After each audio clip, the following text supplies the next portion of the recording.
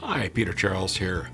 And if you've seen my unboxing video on the Sony ZV-E10, well, now here's my first impressions of this camera, both the good and the bad.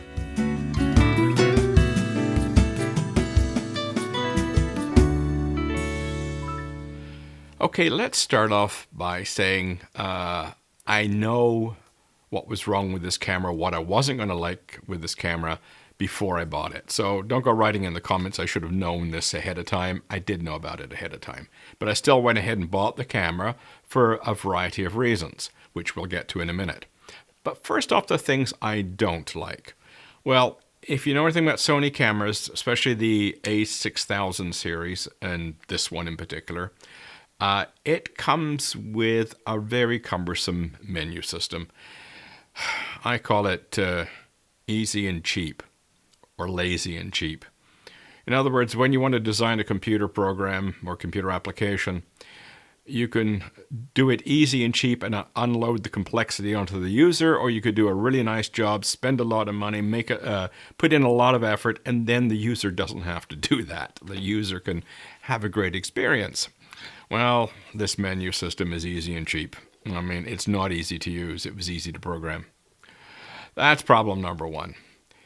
Problem number two is, like any of these E-mount cameras, you don't have a lot of room for your fingers. Now, with this lens, it's not too bad, but when you get this lens, which is fatter, it doesn't leave you a lot of room. I mean, if I compare this with this Fujifilm 18 to 120 lens on the X-S10, you can see how much room I have here. So if you've got fat fingers, you have no trouble gripping this camera. But if you've got fat fingers and you put a fat lens on this camera, you're not going to fit your fingers in here. So even with this lens, I'm finding that bumping my fingers into it is not the most comfortable grip. Trying to use this camera on any kind of manual controls is a pain. Everything's in the menu. There's no command dial. That's a big hassle. I cannot look and see what mode I'm in. I have to press this button here and look on the rear screen. And even when I'm looking on the rear screen, it doesn't really specifically say you're in this mode or you're in that mode. It might be buried somewhere. There's so much stuff on that screen.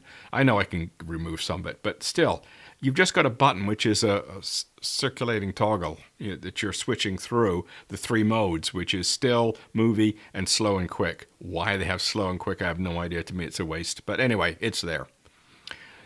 Also, the button arrangement. Do we have to do with this dial here? It's a pain. This thing cries out for a joystick. I mean, when you look at the back of the Fujifilm X-S10, you can see how cluttered this is compared to the X-S10. And the X-S10 has a command dial. This one doesn't. It's really a pain to use unless you are planning to use it on automatic all of the time. The other thing is it comes with a crop for 4K 30p, which means I had to go out and buy this 10 to 20 millimeter zoom so I could shoot wide angle at 4K 30p, because I'll put up a clip of my fishing videos and you can see I need to use a wide angle with these types of videos. And as soon as I crop down with this lens here with the 30p 4K footage, I'm sort of more into closer to standard lens, wide angle, not even a wide angle. Anyway, it doesn't give me the coverage I want. So buying this and wanting to use 4K 30p meant I had to buy this. Here's a brief clip of me fishing using the 16 to 50 power zoom lens. That bugs me. The other thing too is they feel cheap. The camera's not too bad. It's plastic. This lens is plastic. This lens, funny enough, the cheap lens is metal. But what can you do? Another thing is the zoom on this thing is awful. The power zoom, just awful. You have to slow it down to the very slowest speed to get some accuracy. And it comes out of the box with some things turned on, like it turns on the digital zoom, for example. A lot of things where you have to go diving through that crappy menu to find how to turn all this stuff off. And because it's not obvious as where it's likely to be, you do a lot of fumbling around before you finally found, you know, the toggle in here or the control in here that makes this lever work slow enough for it to be useful. Turning off the digital zoom, it does improve that performance a little bit. Now, on to the good things. And you're going to say to yourself, well, you already had the X-S10. Why did you buy this? Because there's a lot of duplication. They both have the flip-out screen. You know, they're supposed to be both, you know, vlogging type cameras. Well, the X-S10 had some issues with autofocus. I tried to use it for my fishing videos, and it would hunt. It would go to the background trees, then to me, then to the background trees, then to me. Now, Fujifilm has since come out with an update for their tracking algorithm in the camera, and it works a whole lot better. But, you know, this is supposed to be superior yet. So I'll put up some footage of me doing some selfie videos with this, and I've got the grip for it as well. And yeah, I would say the autofocus hung in there all the way, no problem. Okay, it's the first time out with the Sony ZV-E10 in selfie mode, full auto. We'll see what it do. I'm walking to see how the stabilization works. Generally, I was happy with the stabilization. It could have been a bit better. I didn't like the tendency towards overexposure. I realized my face and coat is dark, but I still got that result even when I wasn't wearing a hat. I had light glasses and a light coat. So that's an issue. And the other thing is I couldn't see the audio levels even without the sunglasses, even with reading glasses on. In bright light, I cannot see the audio levels, and it resulted in a lot of clipping.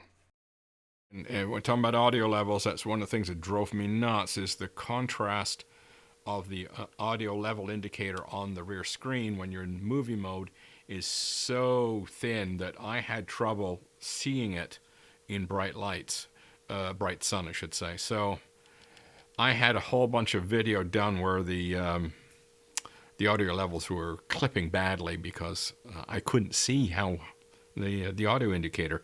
I mean, that's done in a much better fashion with the Fujifilm than the Sony. It's just hard to see.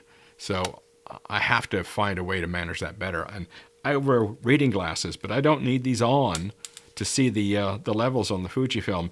But even with glasses on, I have trouble seeing the levels on this camera in bright light. Internal mic I found was pretty good, though I use it with a Rode Go mic when I'm doing video for fishing. I had some weird color balance things going on. Also, I didn't like the exposures the camera chose. So this is where things starts to get sticky, is you're going to have to dive into the menu to, you know, take control of the camera so it doesn't do these things. So, you know, that's the type of thing I started to struggle with. Now, one of the good things about this camera, and where it has over the Fujifilm, is that you have 4 memory settings for stills, 4 memory settings for movie. And, oh, use them. Oh, for God's sakes, use them. It's the easiest way to manage this camera is just to use those 4 memory settings to set up the customization you want, because you don't want to be doing it in the field. You don't want to be having this thing open and trying to go through the menu, trying to figure out how to change something. You want to have it already preset.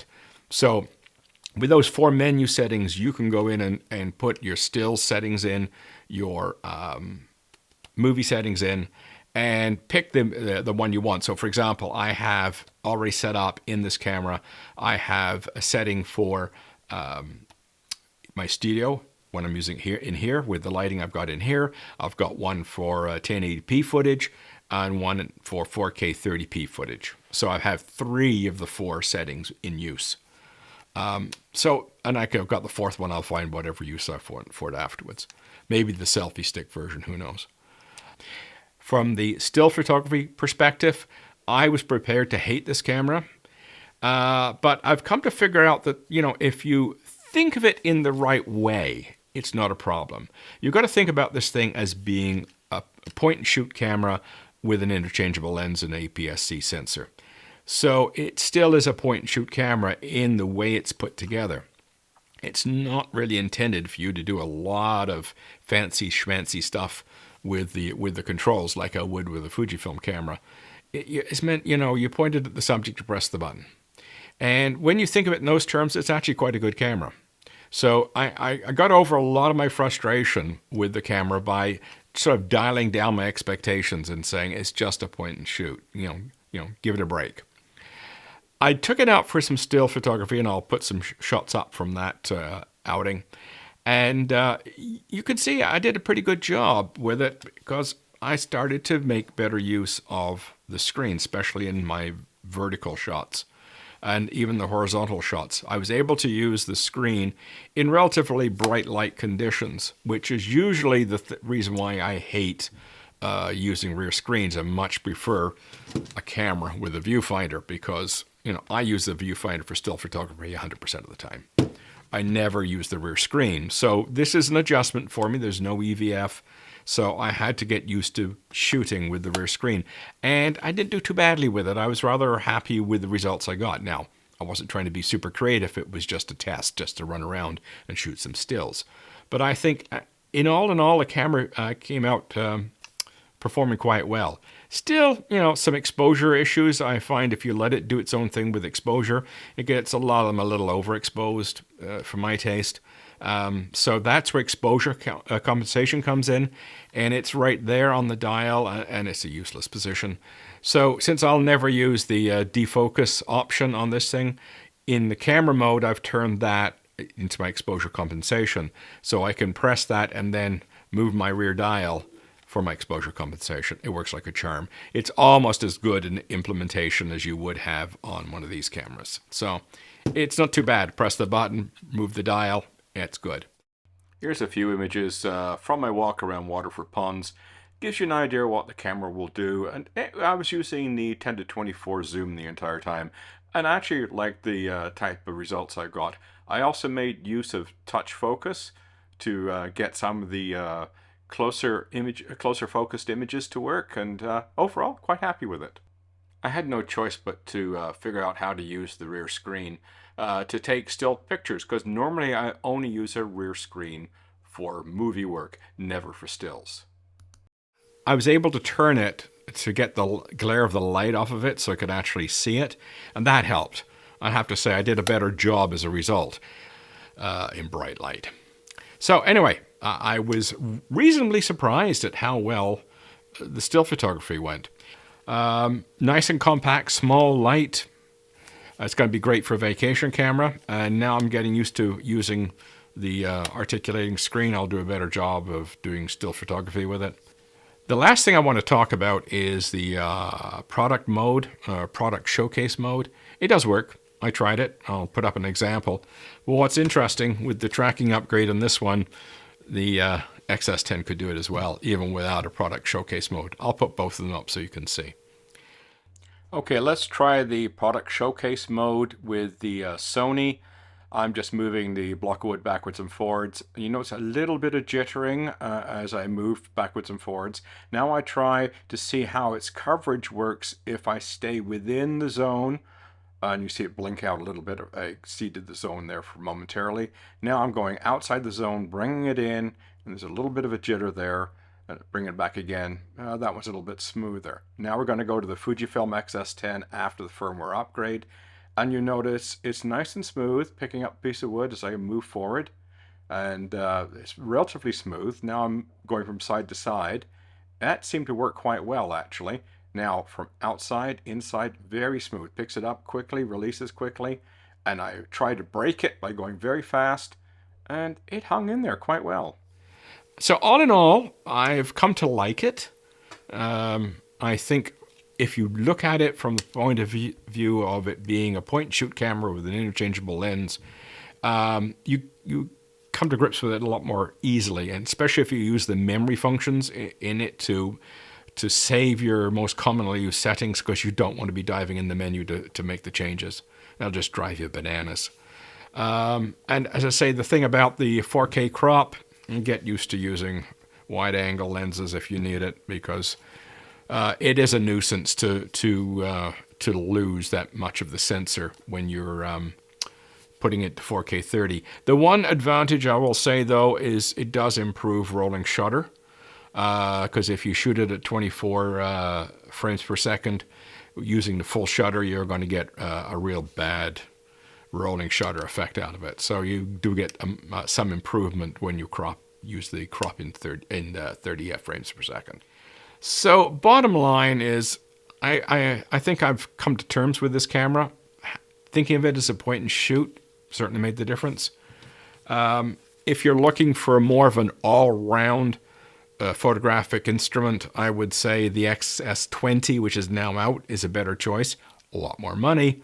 But, I mean, if you're looking for a true hybrid camera that gives you equal performance in stills and in movie, I would say go with the X-S10 over this one. If you're looking for more of a point-and-shoot experience that's more video-oriented, yeah, this is great. And as I say, I've come to like it now. So it's going to get a lot of use. So anyway, hope that helps. And, clear up any mysteries you might have about the camera. And if you're thinking like me, more in the old traditional type of camera that you control everything, yeah, you have to get your head around the fact this is not easy to do in that fashion. It's a point-and-shoot camera with interchangeable lenses. And once you think of it that way, it's great. Cheers.